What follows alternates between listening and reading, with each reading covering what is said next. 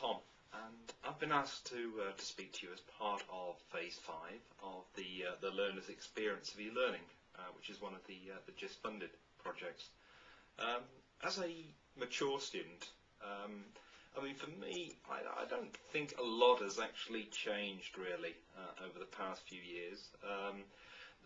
The main thing I think that did happen was really during around about 2015. There was this massive change, I think, in terms of courses with environmental restriction on personal computers, which meant a greater reliance on the institutional frameworks that were actually already set up. So what was actually happening was, rather than people using their own personal computer at home, they were encouraged to actually come onto the institution to actually use central resources. That meant sort of an increase really in terms of relying on the general institution. Interestingly, over the years I've noticed this decrease in this tool.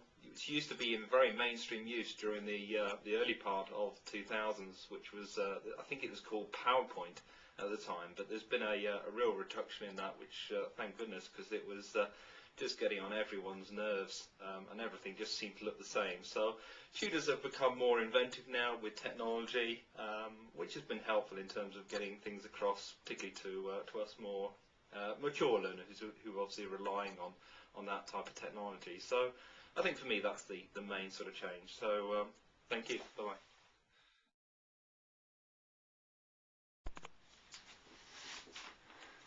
Hey, how you doing?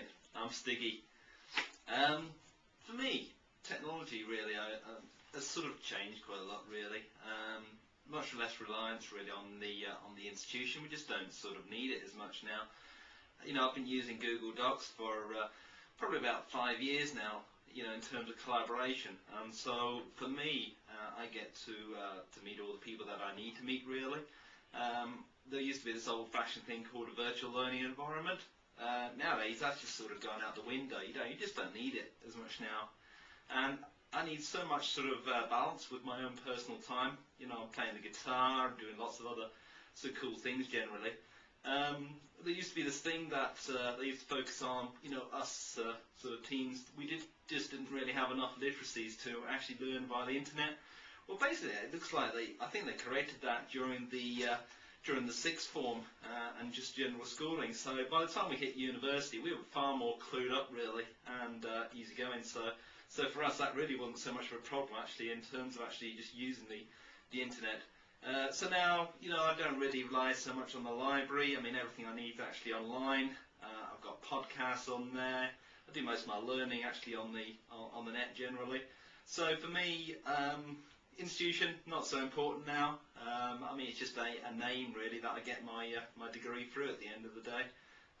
So that's sort of it really. I mean, technology's sort of changed, but there's you know, I just use it and do what I want really. Okay, bye.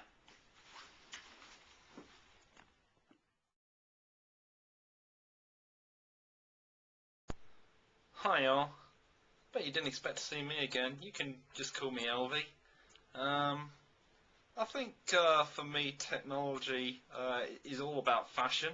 I just couldn't bear to be you know, seen with big clunky things. I've just, you know, loaded Windows 17 onto my iPod, and it just sort of straps to my wrist now, and I just walk around with it, and I've got everything that I need actually on there. I mean, for me, virtual worlds are like the big thing. I just like getting in there, and you know, you can just change your costume whenever you want to. And I think that's a really good thing, really, for the internet. And I sort of meet so many people on there. That's my social life. I get all my learning, you know, through the sort of Second Life type experience. And for me, I mean, when I'm not on the Second Life, I'm just sort of surfing around. The big sort of change, I think, as far as the semantic web was concerned, is that things are just so easy to find now. I just type in whatever I want, and normally I'm getting it within a click or so of actually just searching for stuff. So I've got everything that I actually need on there. Institutions themselves, not really too bothered as far as I'm concerned. I mean, I've got all my learning that I need. I've got my career and stuff, and for me, the institution is just part of that experience. But technology, just so flexible now, just blends in with my life. I mean, the idea, that people used to carry laptops, into university, that just seems just so old-fashioned nowadays. So things have just moved on, and for me, it's just not so important, actually being on a campus anymore. I can just learn whenever I want, where I want now. So it's about flexibility. That for me is the most important thing. So stay cool, young people. Bye.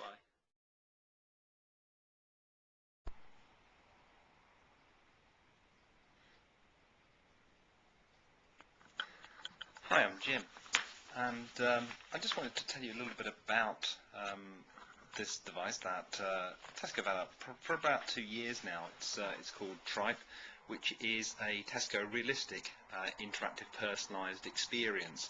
And they've just brought out Tripe for degrees. So I thought I'd try it out for you just to show you what it actually looks like. As you can see, it's comprised of a sort of an interactive helmet that you just fit on here, and that has the electrodes that sort of fit into your brain and feed you the degree courses straight in without having to spend 3 years actually learning. So what this has done is really shortened the time that you can actually take to actually learn a degree. This builds on I think Tesco's dominance really in other areas. So I mean, they had Tripe for social, Tripe for holidays, and Tripe for languages, which was really helpful because obviously considering now that Mandarin Chinese is the dominant language, everyone who was currently an English speaker had to relearn or to learn Mandarin Chinese pretty quickly in order to survive generally in the world. So things like the Tripe headset have become very useful. I'm just going to show you how to use this. The first thing that you need to do, just pick up your club card brochure. So we've got the club card brochure here, and what I do is I just pick up the code, type it into the PDA that I've actually got here. This is one of the wearable PDAs. I don't know if you can see that. I just type in the club card deal, and this time I'm going to type in the code for an MBA. Something that I've always been quite interested in, and hopefully we should get that down. So just type in the code now, and I'm just receiving that in. I can feel a slight tingle as my brain sort of picks up on that. You can see the sort of the connection that's actually going straight to the PDA. Unfortunately, the headset's a little bit tight. I've got the teenage headset. Unfortunately, here they'd run out of the one for mature learners. Which is a bit unfortunate, but there you go. Okay, I think that's it done, and wow, that's pretty impressive actually. I didn't know that much about performance management before, but that's definitely clarified quite a few things for me in accountancy. God, that was pretty difficult, and now it seems pretty much a cinch. So the old Tripe headset working well there.